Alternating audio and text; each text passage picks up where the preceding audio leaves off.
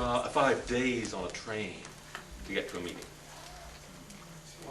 Because they are so determined to fellowship with others, or to learn something new, or to experience something of God, and 5 days. In fact, I'm just to give you some kind of feeling of what it's like, in one of our Bible schools, the temperatures were about minus 30 Celsius, which is probably about minus 28 Fahrenheit. On the streets, heating went down in our building early in the morning. Windows were broken. By about 3 o'clock, 4 o'clock in the afternoon, it was so cold. Everyone was sitting there with their fur coats on. I had my fur coat on.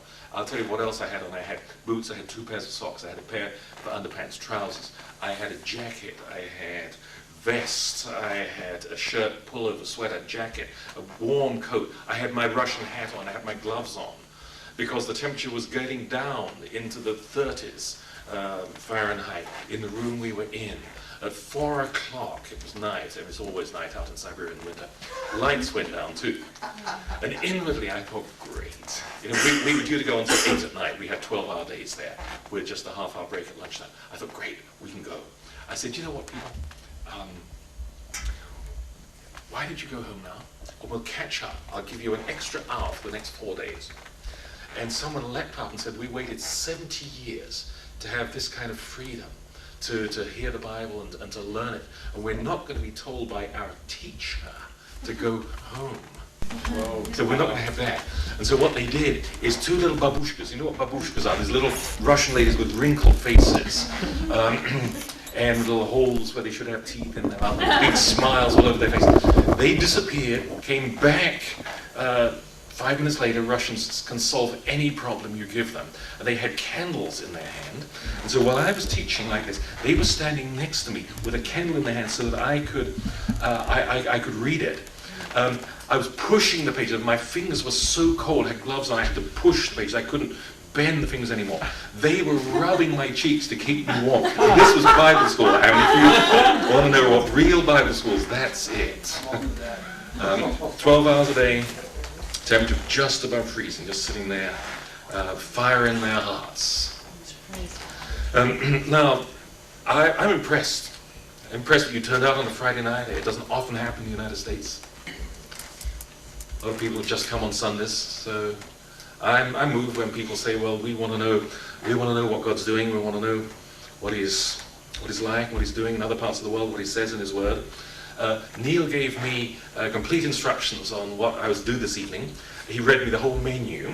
It began with share your life message, and then tell us some Corrie ten Boom stories, and then tell some Brother Andrew stories, and tell any stories that you can, and teach whatever you want to teach. That's why I said, when do you want us to finish? Now, I am assuming that most all of you will be here tomorrow. I mean, that's not manipulation, but that will make it easy for me, because what I will do is I will tell some stories tonight that will illustrate what I want to teach tomorrow. And I do feel that I want to teach something out of the Bible.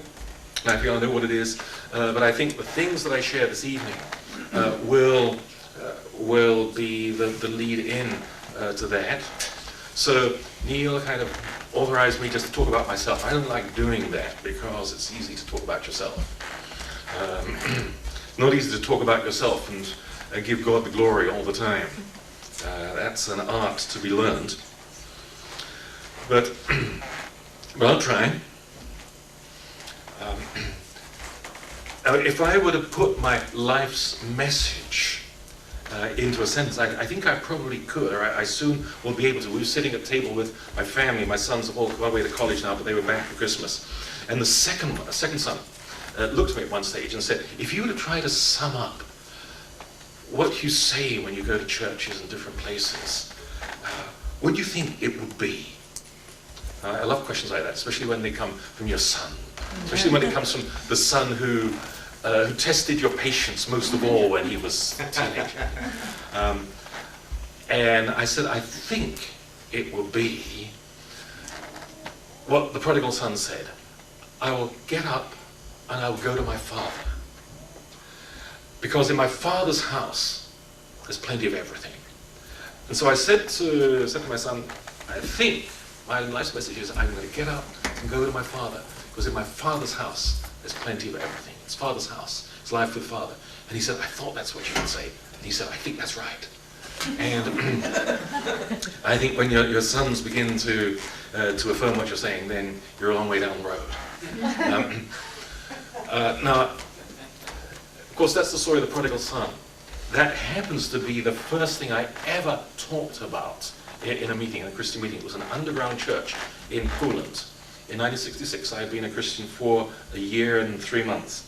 And this was my second trip behind the Iron Curtain, but my first with a real missionary edge to it. I was 20, just turned 20, and for reasons that I'll tell during this evening, I developed a real heart for East Europe, for the suffering church. But I had gone with another friend who's now working in China to Poland. And Poland was communist. It wasn't as communist as the Soviet Union, but it was communist enough to persecute its Christians. And I was at an underground meeting. I would say there were 500 people. By underground, we mean illegal. It wasn't actually underground, although I have been to underground meetings, but this was illegal. It shouldn't have happened, and if we'd been discovered, then we were in trouble. Now, I was sitting in the front row, and there were about 500 people sitting behind me. It was a kind of barn, it was kind of a farm, right out in the middle of the country. And suddenly, someone started pushing me in the back, and I looked around, and I saw that they were pushing me up to the front of the meeting, and I had to speak. Now, an interpreter was kind of wheeled out, and I'd never spoken anywhere in public, let alone to 500 people in Poland. I grabbed my Bible and thought, what do I do now? I mean, my job had been another one. My job description was to bring Bibles and literature to persecuted church. And I just ended up at this meeting. There I was looking at them, 500 people, 1,000 eyes, 1,000 ears. I felt all alone there. So I thought, well, if I open the Bible slowly, because it'll give me a chance to think. And I roughly knew where the story of the prodigal son was, so I made my way to Luke 15. And I asked them all to open, and they zealously opened their Bible. They thought this was really good, and I was not quite convinced. It was going to be really good. And I began to talk about it, and all I began to say was, I just recounted the story. And from the beginning, I thought, this is terrible. Everything is falling flat. And I'm not saying anything was not written there. I'm saying there was a young man, and he ran away from home. And I thought, I'm not impressing anybody. No one's going to be moved. And I got to the bit where he ended up with the pigs. And suddenly I waxed eloquent when I started talking about pigs. Suddenly, something hit me, and I was talking about this guy who fed the pigs, and then I went into great detail. I could see the people with me. I said, he scrubbed the pigs, and he fed them, and he milked them, and he did everything.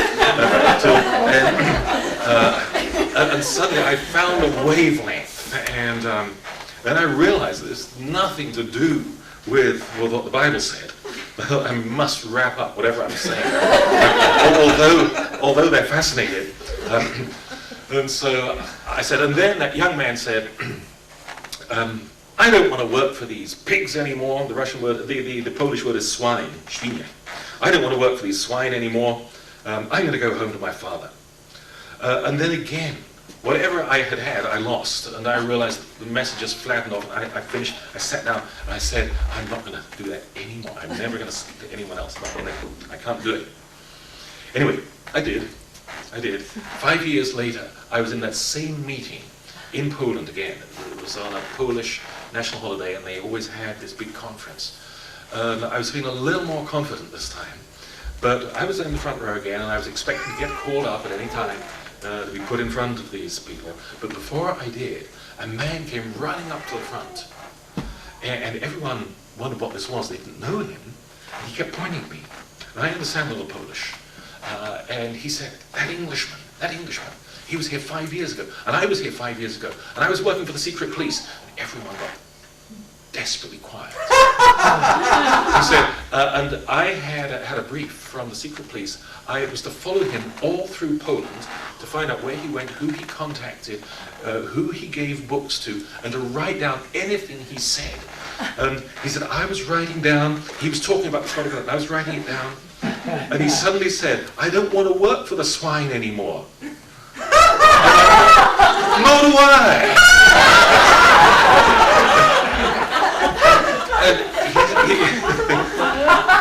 He said, I decided I'm going to leave the Communist Party. I decided I'm going to leave the secret police. And he said, I went back to my town, and he named the town. And he said, I committed my life to Jesus. I became a Christian, and I've got a church going in my house today. I just came here on the off chance that this meeting might be happening again 5 years later. And here you are, and here he is. And I just wanted to tell you how good God is. And I thought, well, it was worth coming here for me just to hear that, because I was totally inexperienced. Totally. First time I'd ever stood in front of anyone. First time I'd ever opened the Bible to talk to anyone. And a secret policeman in the Polish Communist Party became a Christian and started the church on the strength of that. Wow. Now, the reason I want to start with that is because it draws all the strands together that Neil said. He said, tell some of your stories, tell your life message. And really, that is where it is. See, that young man said, I'm going to get up and I'm going back to my father. But I've told you it in the context of Poland, and I'll come back. But the reason that is such a significant word to me is that, that my father walked out of the home when I was 4. I remember it, in 1950. I was playing in the garden in front of the house, and he came out, and he was a minister. He was a pastor. He walked out of the house and said, I'm going away for a long time. He didn't have the courage to say he was going away forever, but he never came back again.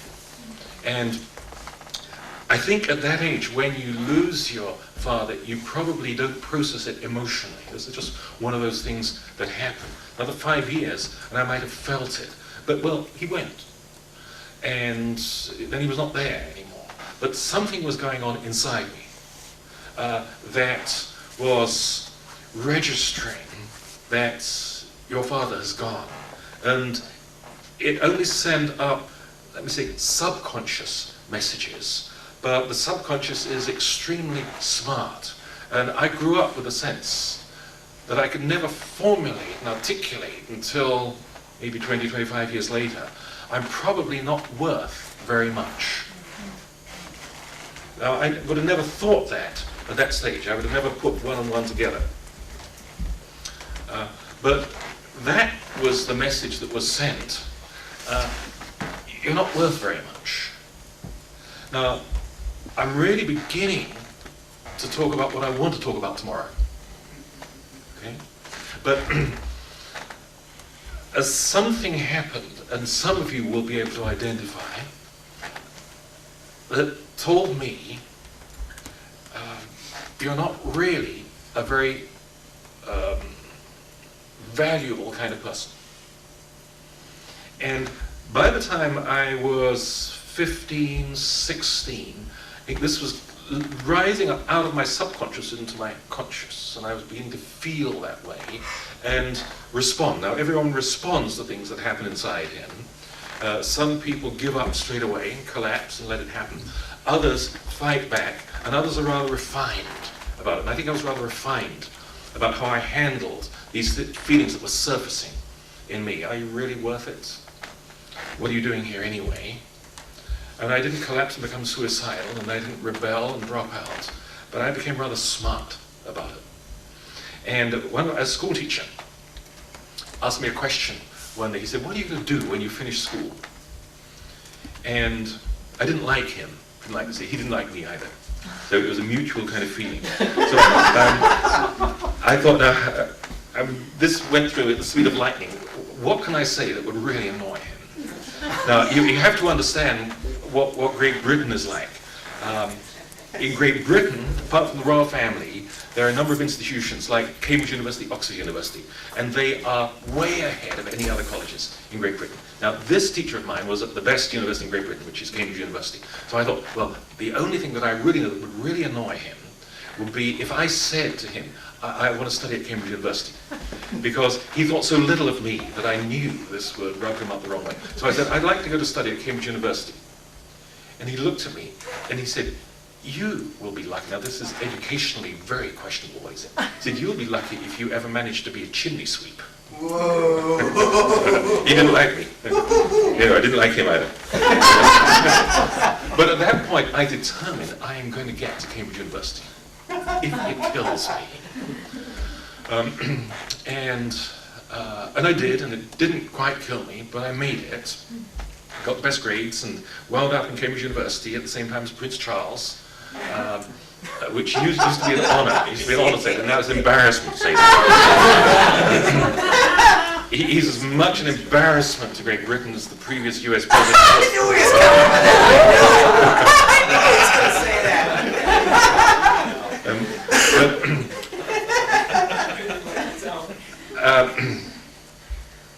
Now, why did I aim for Cambridge University? Now I'm convinced it was not just to annoy my German teacher.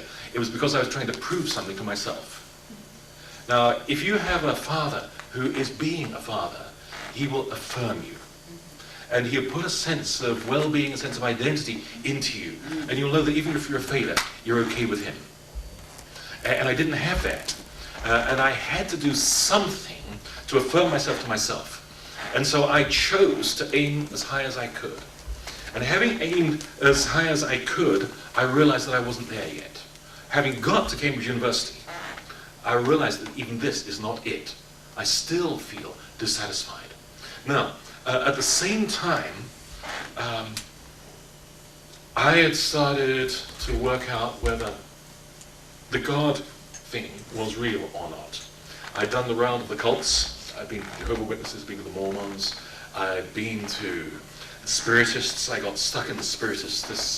This really fascinated me because things actually happened there. And spirits came. And they began to respond to me. And when I started then to do more heavy-duty spiritism, starting with a Ouija board and then going to calling up the spirits of the dead, they came. And the trouble was, and the German poet Goethe talks about this, the spirits that I called, I could never get rid of anymore. And that's what happened. And I realized that I plugged into something and I couldn't pull the plug. And they started coming for me. And I realized that I was in trouble. And I realized something had happened inside me that I hadn't bargained for. So I started going down to a church, an Anglican church, where something was happening. Now, looking back, I know what was happening. God had visited the church. He poured out his spirit, and people were coming in their droves in the mid-60s. And in the end, now I'm giving you the compressed version. I'm compressing about 18 months, 2 years, into 2 minutes here. In the end, I capitulated. Now, what I was doing, I was kind of two-timing. I was going to the Spiritists on a Saturday evening, and following that line, they were training me to be a medium in my spare time. And I'd started going on Sundays to this Anglican church where God was working. Miracles were happening, the gospel was being preached. I was sitting in my room one day, and something, and I now know someone, entered the room. And this was happening all the time at a kind of occult level. And whenever it happened, I would freeze. I would know there's something here. But this time, someone came into the room and kind of enveloped me with a sense of well-being. All I can say is that instead of cold, I was warm. Instead of scared, I felt secure. I felt, whatever this is, I'm experiencing grace, I'm experiencing mercy. And I slipped out of my seat, and I knelt down. I thought, this is the way to pray. And I said, God, I believe this is you. And for some reason, I believe that that you're forgiving my sins, and I don't deserve this. Suddenly I saw it all. The scales were off my eyes. And I said, I didn't deserve this, but I want to thank you for receiving me into your family. I was overwhelmed with a sense of grace and of mercy. And I wasn't watching a Christian program on television, didn't have them, wasn't reading a Christian book. It was very un-Christian. It was a French novel that I had to read as obligatory reading for university. But suddenly God came to me. I discovered that God will come to you in his time, in his way. and rarely when you expect him to. Normally, unexpectedly. And he'll do it on his schedule, and he'll do it on his terms, but he will want you to respond to him. And I'm glad I did. I got up, sat back in my seat and thought, what was that? And realized something had happened on the inside. It was evening, I went to sleep, next day got up, and during the day I thought, what happened yesterday? Whatever it was good. And I'm just putting it in the language of then. This is 37 years ago. And I could now spell it out to you in a different way. But I said, something good happened yesterday. And I want to recreate that. Or at least I want to have it again. And I walked out into a field and into a forest. And I thought, I think it was God. And I want to speak to him. And talking to God is called prayer.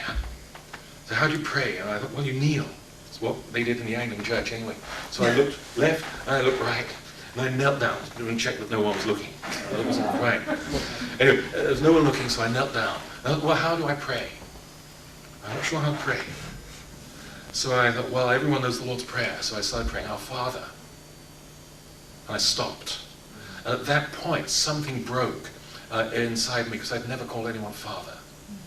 And I realized that the God I'd always basically believed was out there somewhere had become my Father through whatever it was that I did yesterday. Now, what I did yesterday, I believe I responded to Jesus, who'd sent his Spirit to me to convict me of my sins. Now, I didn't know that language then. But I realized that I had a Father. And I began to cry for the first time in 10 years. And someone, somewhere, said, a boy doesn't cry. I never found that in the Bible. But I'd swallowed it, lock, stock, and barrel, and it shut something off in me. And I began to cry. I have a Father. And I remember getting up and saying, Father, because of whatever started to happen in me, I would do anything for you. And I just realized that there were the vectors were being repositioned in my life. Things were changing. And so I started going back down to this Anglican church. And about 2 weeks later, there was a Dutchman. It was not Brother Andrew. It was one of his colleagues who was telling some stories. And this was my first exposure to missionaries. And this young man, probably early, mid-30s, was talking of a trip he'd recently made to Russia with his wife. And he told how they'd driven up to the East German border, and he said the car was hanging down at the back. It was so loaded with Bibles. You could actually, it was about to take off, so loaded, that anyone could see there was something amiss here. I can tell you later where we used to hide the Bibles.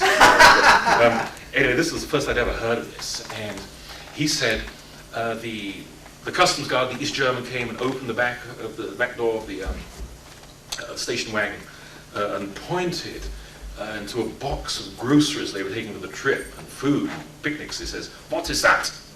And they said, "Well, that's our food. We're driving to Russia." And the trouble was, they had hidden Bibles underneath their groceries, so they didn't particularly want the guy feeling around in the box. But anyway, he went in, he took out a can of canned milk that the Dutch love to put in their coffee. And it had already been opened because they'd already been drinking some of it. And the guy says, "What is this?" And these Germans had never seen it. And he looked into it, and it suddenly exploded in his face. And I thought, oh, what a wonderful story. And so this Dutchman said, the guy put it back, and then he took it again. He says, "What is this?" And it exploded again in his face. It shot out for no apparent reason. And then he said, "You go!" So something in me said, this is real. Just a couple of weeks ago, I experienced God beginning to touch my heart and draw me in himself. Now, here's a guy saying there are people out there without Bibles in Russia. And here, got it, memento of the 1960s. And here's the story he told.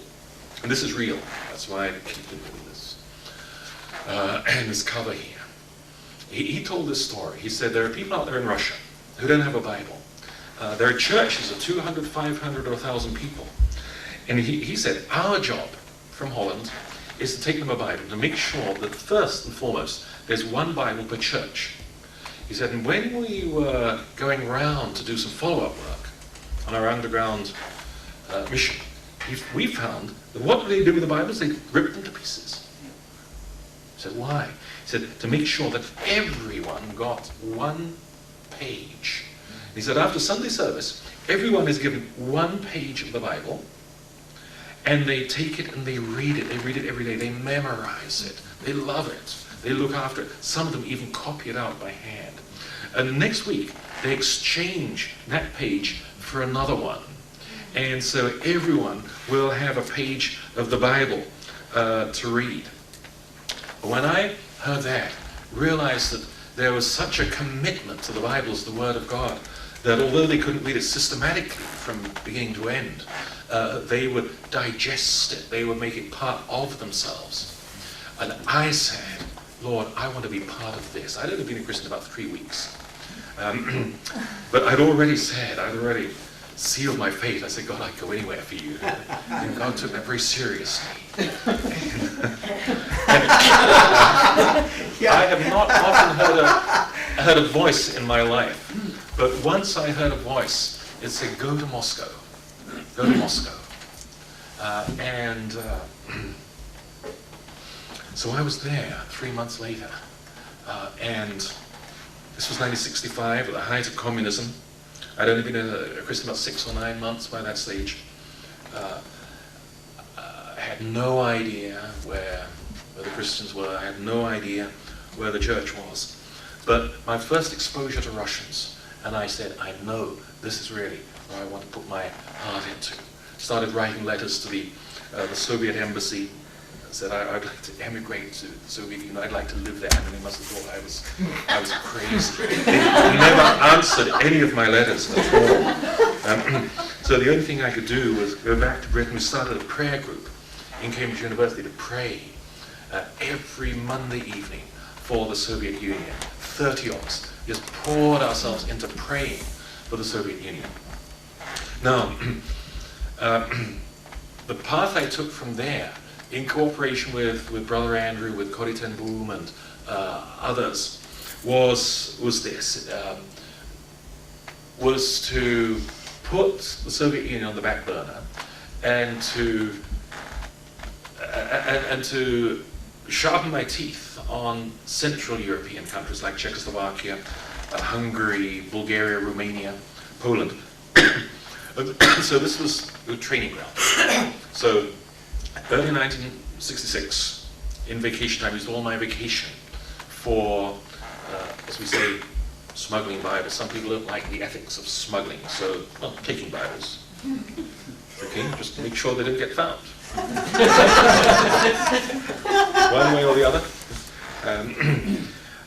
So I drove an old Volkswagen bus to Prague in Czechoslovakia, and we packed Bibles. We'd carefully taken the covers off these, and what they would say in those days is, find a way of getting the Bibles in somehow. So we'd taken the covers off so that it's nice and bendy and squashy, and packed them inside our spare tires. We had 2 spare tires. So we put them inside there, and then I'd gone a step further and said, well, look, let's overinflate our tires. Let's put some inside the tires. I mean, this was the radical days. And then let's take the walls off the VW bus. So we did that too. And then let's take these seats apart and then sew it. Oh, we were full of Bibles. And wherever anything that occurred to us, took some cornflakes packets. Let's take the cornflakes out and put the Bibles in. And we had a great time using all the ingenuity that God had ever given us for finding places to put them.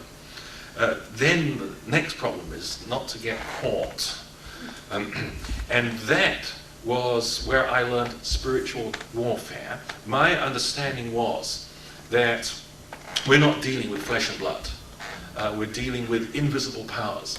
And whenever we cross over a border, I believe that it was right to take time praying in order to deal up front with the spiritual opposition we were going to encounter when our vehicles were inspected, or we were inspected. Sometimes we prayed for an hour, sometimes for 2 to 3 days before God gave us the go-ahead and said it's time to move. But Prague was one of the first places, and basically what happened was this. My friend and I, my friend who went on to China, I stayed in Central Europe, we reached a place close enough to the local Baptist pastor's house to leave the Volkswagen bus and take the containers, which in this case were 2 spare tires, to his house. The only trouble was, we felt it looks a little strange carrying 2 spare tires and another box down a Prague street and middle of summer. It was about 10:30 in the evening by that stage, but we didn't do that kind of thing. So we prayed for another hour and a half. It was getting towards midnight, but it was still well lit. And my friend suddenly came up with an ingenious piece of inspired guidance from God. He said, you know what, Moses had to walk in to the Red Sea before God started blowing and separated the sea. I think I'm going to pray that God does that while you get out of the car and take these spare tires to the Baptist pastor. So I thought, oh, thanks. So anyway, we pulled the door back, and I got up backwards. He put them into my arm, and then some more. I had these spare tires and then another box. And as my feet hit the ground, the lights went out. There was a power outage. And it was just dark, and I went there, came back an hour later, and it was still dark. And I realized that God is a God who can be very specific in what he does for you when you need it, if you act in faith. So we went off, made our way through Hungary, Romania, Bulgaria, out to Turkey, which is on the other side, reloaded where there was another warehouse full of Bibles, turned around, and we had made arrangements to meet a pastor in Sofia, Bulgaria, at 6 o'clock one evening. Now, I may have got the figures wrong, but I remember estimating it was a 12-hour drive from Istanbul, Turkey. I may have got the figures wrong, but we were due to be there, and he said, this is highly dangerous. He said, I'll be waiting for you on such and such a street corner in a storefront door. I'll be standing there in the dark. You drive up here, just open your door, hand it out. Said, I'll grab it, and you're out of here. Said, we have no time, because we'll be watched from all sides. So, we committed the trip to the Lord, started, and within half an hour, we had a flat. So we lost about an hour getting that repaired. Drove off again, lost some oil, had to go into a workshop, get that repaired. We were 2 to 3 hours behind time already. Drove off again, and I was beginning to get frustrated, to panic. How are we ever going to manage this? How long will he wait this evening? Maybe he'll wait an hour, will he wait 2? Then we were witnesses of an accident, and we had to wait and give the police a report of what we'd seen. We were now 6, 7 hours behind time. Get to the Turkish-Bulgarian border, and there was a bus in front of us. We thought, there are going to be 50 people. They're going to have to check every one. This was the Iron Curtain from the other side. Then the bus broke down. The whole able-bodied customs and immigration officers got behind it to push it over the border into Bulgaria, which was communist, just leaving one man. And he came over to us. He sauntered over to us, customs and immigration man, and we saw he'd just done something to his thumb. He had it in a bandage, and he was kind of working to and fro like that. We thought, oh, what's happened to him? Anyway, he came in, and if you can visualize a Volkswagen bus, it has a sliding door. So he slid the door open, grabbed the top of the bus, rather like that, stuck his head inside, said, what's that? And he pointed to a box which was actually full of Bibles. The only box was full of Bibles. I mean, everything else was in the doors and the floor. But he pointed to one box that was full of Bibles. He said, what's that? We said, you look. It's your job. So what he did, you have to visualize it. He had the door, the sliding door, leaning on his hand, and he kind of moved up like this. And the door, he forgot it was a sliding door. He slid on it closed on his thumb. And he said, "Oh!" Get out of here. So then we drove onto our rendezvous. But eventually, listen to this, we arrived there 12 hours late. Instead of 6 in the morning, we arrived there at 6 in the evening, we arrived there at 6 in the morning. And we did the no-no. The no-no in those days was to visit a pastor or a Christian in his home. It was just too dangerous. We'd endanger him. And the pastors were already an endangered species in the 60s in East Europe. But I did it anyway. I said, there's only one way. And when he opened the door, he said, "Praise the Lord." He said, "Praise the Lord, this is incredible." He said, "I am so glad you didn't come last night, because when I went to our rendezvous on the street corner, 2 plainclothes policemen stood outside of me and said, 'We know what's happening. We have inside intelligence on this, and we're going to wait till your contacts come.'" And he said, they waited there till midnight, then they accompanied us home. He said, they said, "We guess he'll come and meet you at home." He said, they left 30 minutes ago. Yeah, left 30 minutes ago. So God orders the steps and stops of a righteous man. Yes. And everything that was frustrating us was in fact God engineering our timing. Our timing is in His hands. Now, see, what was happening here is I believe God was giving me some hands-on experience of what He could do if we would trust Him. What is necessary to do to help support Christians in East Europe in those days. And basically give me the sense that once we've given our life to Him, we do belong to Him. And if we're holy to the Lord, then we cannot be reclaimed. And if we're His. Now, I had, I was at Cambridge University, that is the passport to success, or it was in those days, in Britain. And I had a number of jobs lined up, one of which was an interpreter with the United Nations. And you come out of Cambridge University, you're normally flying high. And I was walking through a park when they just talking to the Lord, praying. And I felt what He said to me early on. I spent a day praying and talking, listening. He said, "Do you love me more than all of this?" And I knew we were thinking in terms of job and career. "Do you love me more than all of this?" And I knew where this was going. And I held back on an answer to that, and so in the end I said, "Yes, Lord. I'd rather have Jesus than anything. I'd rather have Jesus than silver and gold. I'd rather have Jesus than riches untold."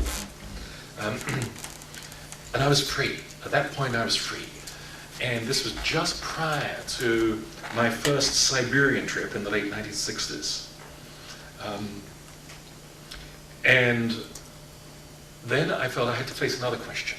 Are you prepared to go and not come back? Are you prepared to go? I mean, I was thinking radically. Remember what 68 means? I mean, this was 1968. We were all radical in those days. Are you prepared to leave your life there? And again, I would say this was not a quick answer, because we're talking about facts, not just theories. It took me a long while, but I thought, "But Lord, I'll go ahead. I don't know whether I really want to. I'll go ahead with this." And we talked about Brother Andrew. He'd asked me whether I would be prepared to go on a dangerous mission where people from the West have never been. He said, "As far as I know, there's only a team from the National Geographic has been there, and no one else from the West." He said, "You'll have to join a Communist Party tour group. That's the only way they'll get you in. But I want you to go out to the far east of Siberia and do some things." So I said, "Yeah, I'll do it." And so off we went. Now, I decided if you're going to do it, might as well do it well. And So I had my suitcases full of Bibles and books. I had my briefcase full of Bibles and books. I decided it's not enough. If we're going to do it, let's do it well. So I asked a little old lady in the church. I am so grateful for little old ladies in the church. I said, could you help me? I want someone to devise vests and long underpants. You've seen those Gideon's New Testament, you know?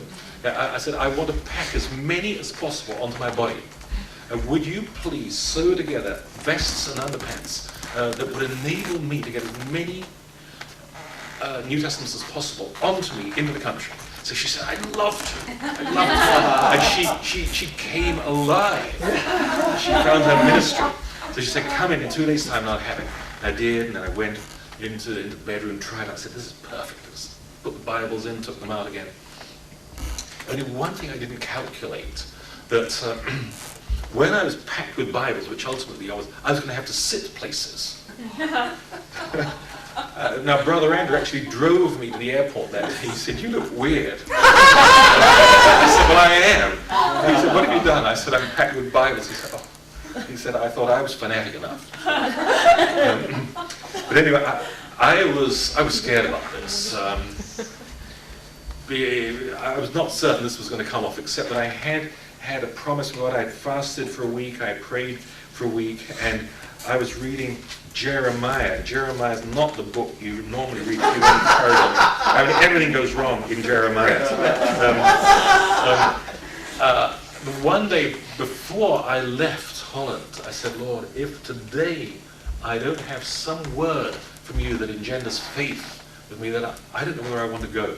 And I looked where I'd finished reading the Bible the day before. I make little ticks where I finished. And the next day I was starting Jeremiah 39, verse 17. And this is what it says. And I said, Lord, if I don't know that you're going to be with me and save me, then I don't know whether I really want to go. And here's what it says. I will rescue you on that day, declares the Lord. You will not be handed over to those you fear. I will save you. You will not fall by the sword. You will escape with your life because you trust in me, declares the Lord. Oh, hallelujah.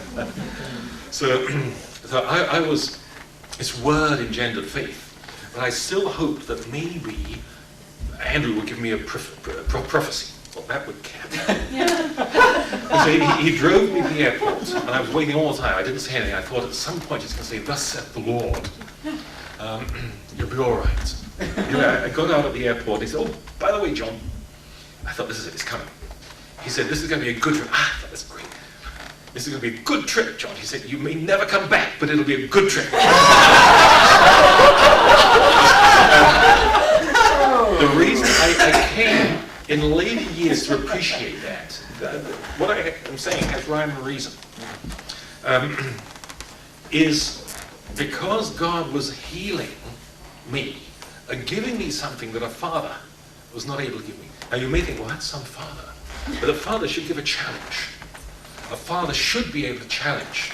Where the mother comforts and is full of compassion, the father is the one who says, son, get up and keep going. And I realized that is exactly what I needed. It was someone to say, you're on a mission. You're on a mission with God. So anyway, there I was, went into the plane like this. I backed into my seat,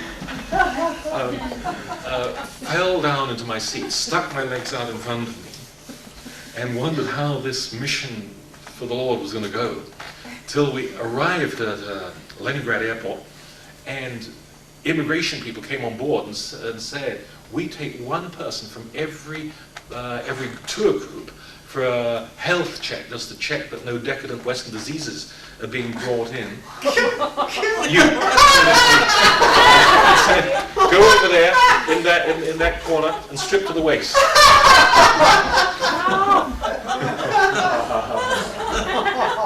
I thought my number was up. I was so shocked that I was not even able to pray. But after 15 minutes he hadn't come, and I thought, well, why am I waiting for the hangman? Why am I waiting? Well, I just walked out and joined the line. No one ever came. And this is Russia. Nothing ever quite works according to pattern. If you go to Russia, you may know that, and it could be a great help. Nothing is ever quite as good as it looks, and nothing is ever quite as bad as it looks. This is just Russia. So I just joined the line, took my bags, put my bags up on the desk for him to check, and he opened my bag. And this is what he did. Just put my bag up and said, "Do you have any literature?" I said, "Well, I'm a student." He said, "All right." And he pulled out the first book, and it was the only book in the bag that was not a Christian book. It was a Dostoevsky novel in English. He said, "Dostoevsky, you like our Russian authors?" I said, "Yes, I love them."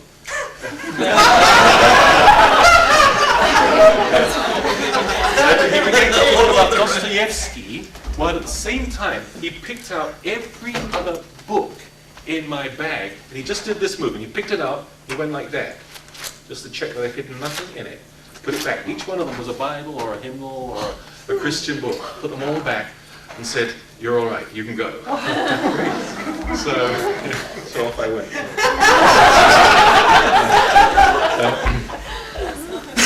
Now, first port of call, you see, this is why I asked when you want to go home tonight, right?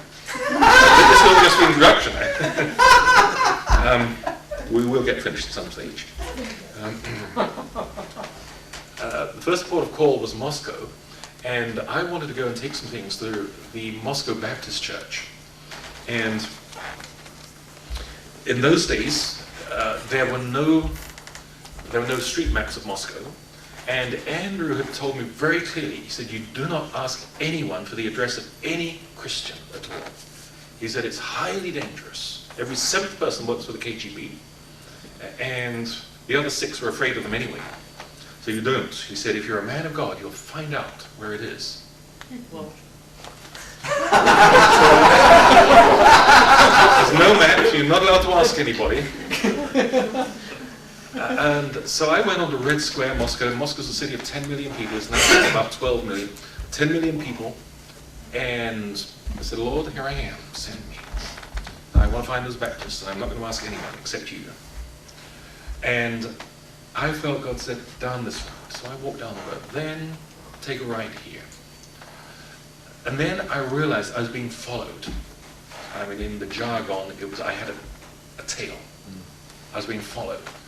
And so I remember what I'd seen on a James Bond film once. In Russian trams, you have a door at the back and a door at the front. And then you have 1,000 people in between. So I thought, well, I get in at the back, and then I make my way down towards the front. You know, the tram stops for about a minute to pick up people. I push my way to the front. And I did this, and I saw my tail got on behind me, about 30 people away from me. And I quickly pushed my way to the front. And then he rings the bell. And as he rang the bell, I jumped out of the front. And I left my tail in the tram. I started looking at me as and I just carried on, just following what I believed was the voice of the Lord. And after 90 minutes, I looked up and I was standing in front of Moscow's Baptist Church. Now, I realized that if God is with you, who can be against you? Yeah. Amen. Went out to Siberia. I mean, I'll just give you the potted version. I was reading my Bible in the morning. I found that if you have a disciplined life, wherever you are, even in Siberia, have a time with the Lord every day. Reading my Bible in the morning in Isaiah. And it said, "Fear not, you worm." Oh, strange. Why did it call me a worm? I knew that it was talking to me. It said, "Fear not, you worm." Oh, that's strange. I thought about it. But anyway, I stored it away. Like Mary, she pondered these things in her heart. And then I thought, now I've got to find this church. Now, how do I find a church? You're not allowed to ask anybody. So I prayed, and I thought, well, maybe Tchaikovsky Street is the answer. Tchaikovsky Street. Maybe that's the name of the game. And I went out, and I thought, well, I can ask this. I said, "Where's Tchaikovsky Street?" And they said, well, "No, Tchaikovsky Street." I said, "I think it's called Chaika Street." I think that's what they call it. It's very similar. I said, "Yeah, that's what I meant. That's what I meant. Yeah, that's exactly what I was thinking of." So they told me how to get there, and I went there. And then now, having got to the street, now how do you find the Christians? That's the next thing, because they don't have churches. Well, you listen for sounds of singing. When Christians get together, they always sing. So I walked up and down the street, heard some music. That's it. Walked in, and there was a group of people. Someone had a guitar. I said, are you the Christians? He said, no, we are the communists. Who are you? Out very quickly and stumbled on a communist youth meeting. Got out onto the street. They'll be after me. I walked down the street and then realized someone else was after me. There was a police car coming down the street very slowly. I've got to hide. And there was a stretch of field there, so I just threw myself into the grass. Then I've got to wait till that police car goes by, and I could hear him going slowly down the road. And I suddenly thought, I was lying there in the grass, and I thought, fear not, you won. And I thought, God knows exactly where I'm going to be ahead of time. He could see me lying in the grass, and he'd already given me that promise, fear not, you won, Jacob. When the police car had gone, I got up, walked down the road, tried around the corner, and there they were. I heard some more singing, and I knew that's the Songs of Zion, that's the saints singing. Went in there and found a group of Christians. I was able to give them Bibles and other material. But as I was going, this is a Baptist church, a guy comes up to me, and he took something out of his pocket and was holding it like that. And he said, you are going to the city of Khabarovsk tomorrow. I said, how did you know? Now that's another 2,000 miles. He said, and you're looking for an address of someone to take Bibles to it. Is that correct? I said, how do you know? He said, there it is, take this business card. He said, this pastor's just got out of jail. He said, go there at 10:30 at night. It's when the cinemas empty out their people. It's the only time, because he's watched day and night. But at 10:30, no one will notice you. How did he know? He said, God had told him. So next day I had an address to go to. I knew I had to be there at 10:30 at night. So I rested all day in my hotel room. 10 o'clock I walked out, Bibles. Made my way there, passed them on to the guy, came back, easy, just like that. In Holland again, 3 days later, little old grandmother came up to me and said, well, how was it? And what were you doing at 1:30 3 days ago? I said, 1:30. Hotel room.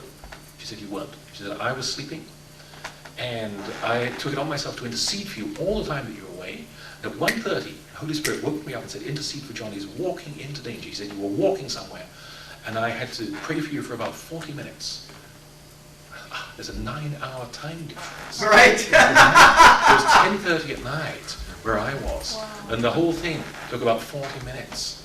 And she covered me in prayer those entire 40 minutes. And I realized this is how the body of Christ works. Now, on opposite sides of the world, someone is praying, reaching up, as it were, into the heavenlies, and God releases an angel on the other side of the world. Now, yeah, this is... Are you tired? I can go a little bit more. No. Okay. There's something for you to drink there, John. Yeah, okay, I swear, yeah. I'm not sure what to make of the color of it.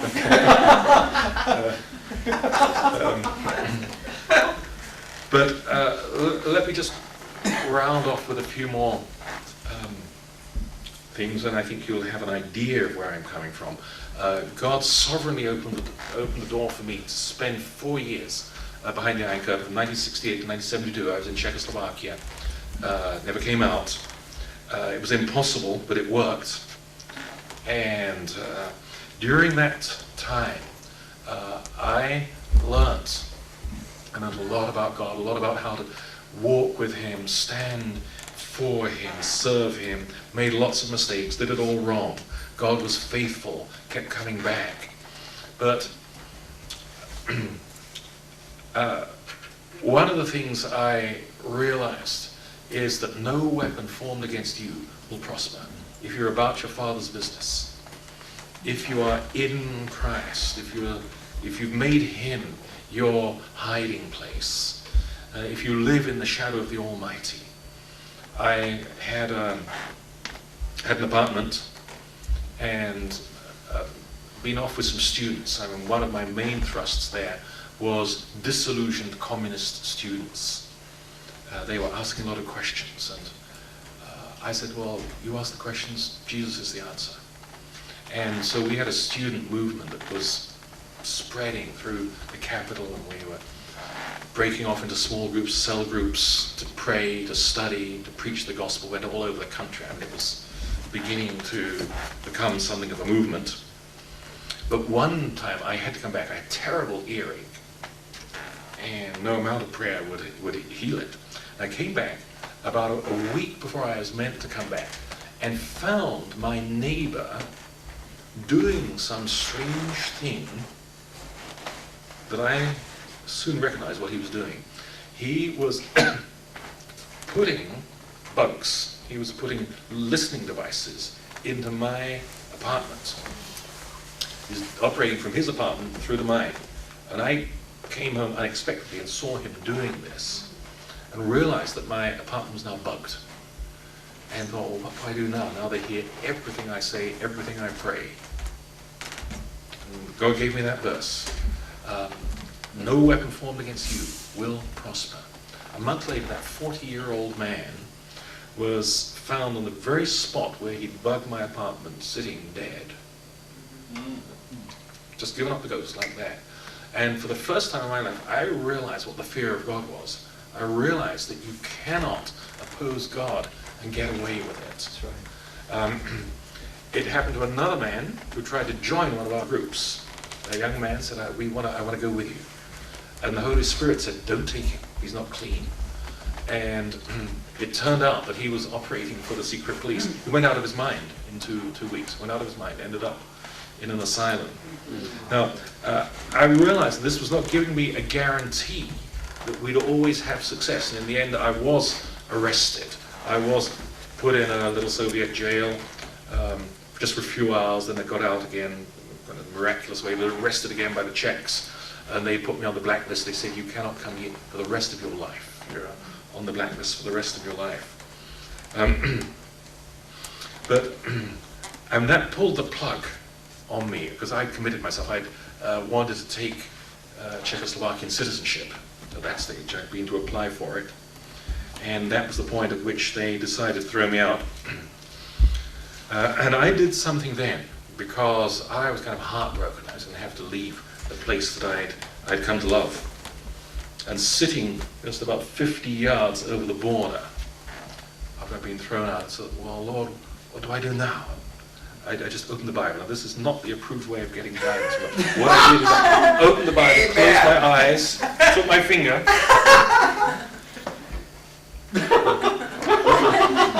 this is what it said, and that's how I did it. It says, I am with you and will watch over you wherever you go, and I will bring you back to this land. I will not leave you until I've done what I've promised you. Which only goes to show that the Lord will use anything if he feels that we need it. It may not be the approved way of getting guidance, but it's when we are weak that he's strong, and I was very weak at that point.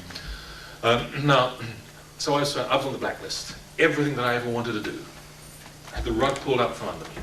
I couldn't go to the Soviet Union, couldn't go to Czechoslovakia because they passed the information around. I'd always, from the time I'd become a Christian, we're now 8 years later, I just committed myself to the suffering church, and I wasn't allowed to go there.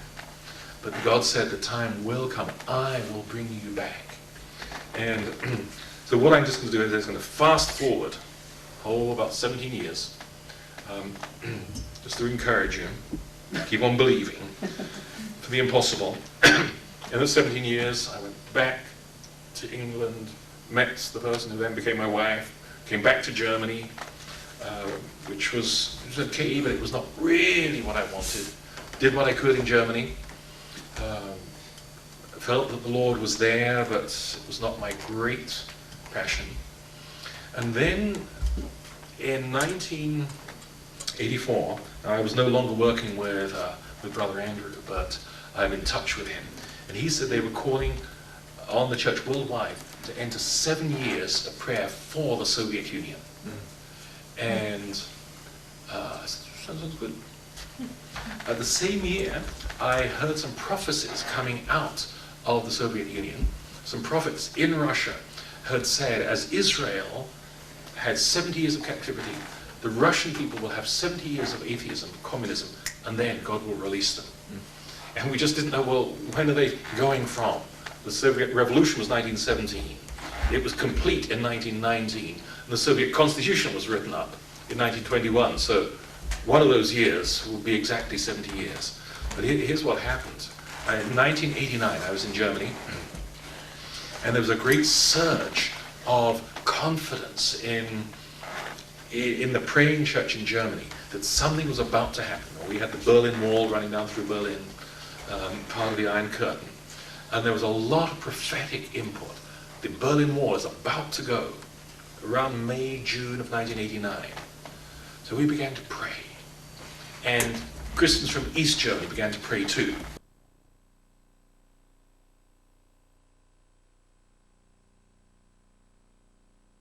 Fell exactly 70 years after the Soviet Constitution was written, and 7 years after they started praying, 7 years for the Soviet Union.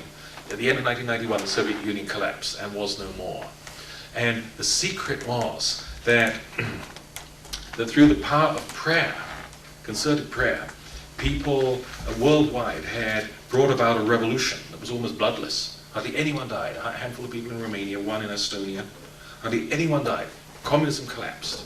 And I realized this, and I'm beginning to come back to where I started. God's got history in his hand. He says, kings of the earth take their stand, the rulers gather together against the Lord and his anointed one, that's Christ. Let's break their chains, let's throw off their fetters. The one enthroned in heaven laughs. You know what God does on his throne? He sits there laughing.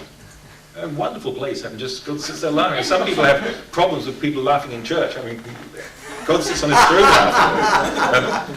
Now, see, under communism, they said, we will wipe out the church. Now, do you know where the biggest churches are today in Europe? They're all in the ex-Soviet bloc. They're in Riga, in Latvia, they're in Kiev, in the Ukraine, and Budapest, in Hungary. Churches of 15, 18,000, all in the ex-Soviet bloc. Where's the fastest church growth in Europe? It's in the Ukraine. In the world, it's in China. And Mao Zedong said about 30 years ago, we'll wipe out the church. And God, I think, said, yes.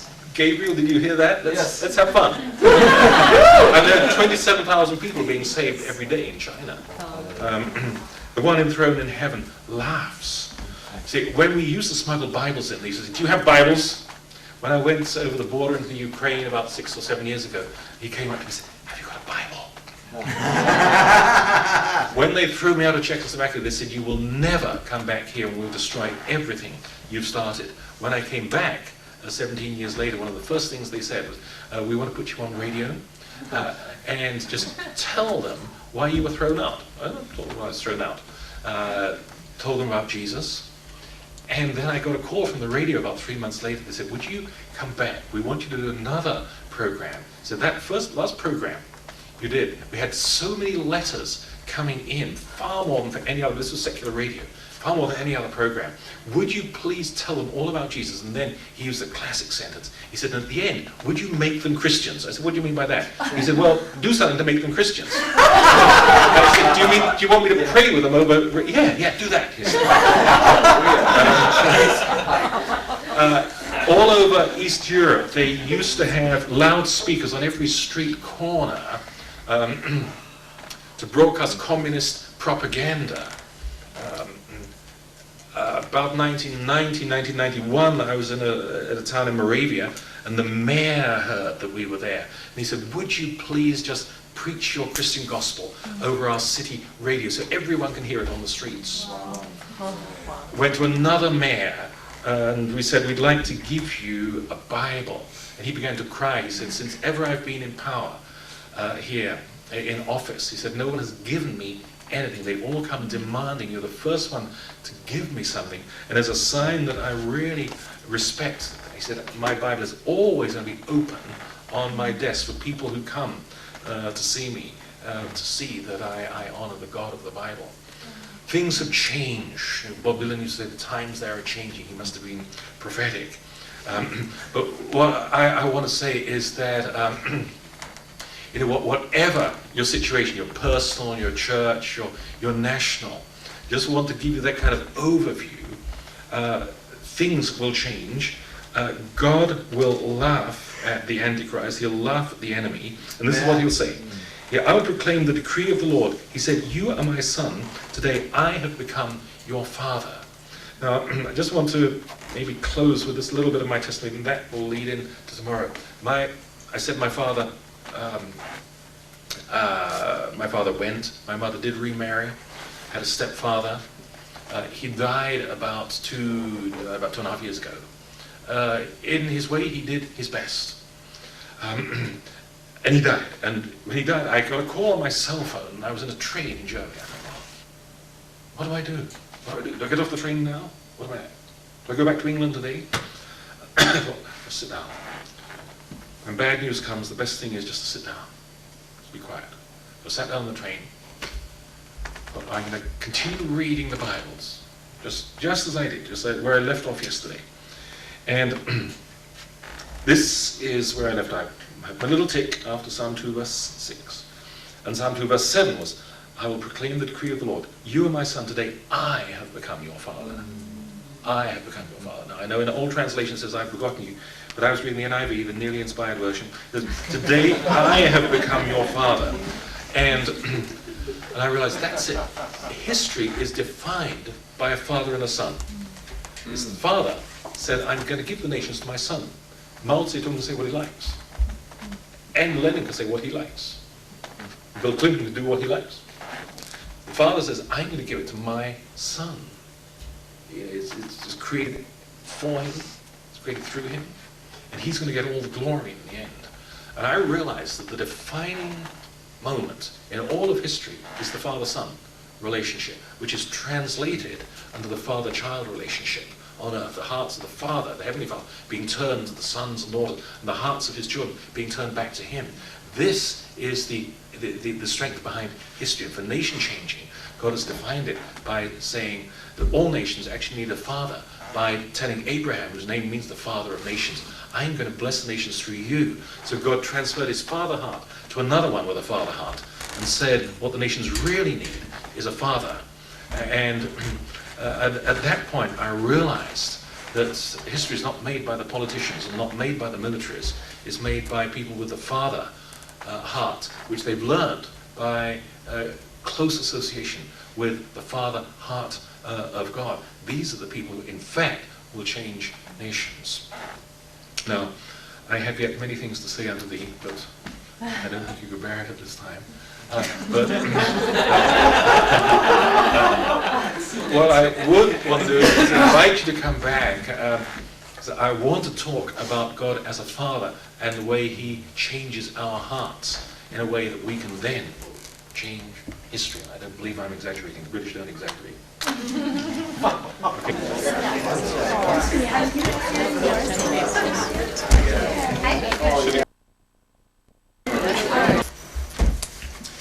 It was about 13 years ago. I was in the Midwest, and I was due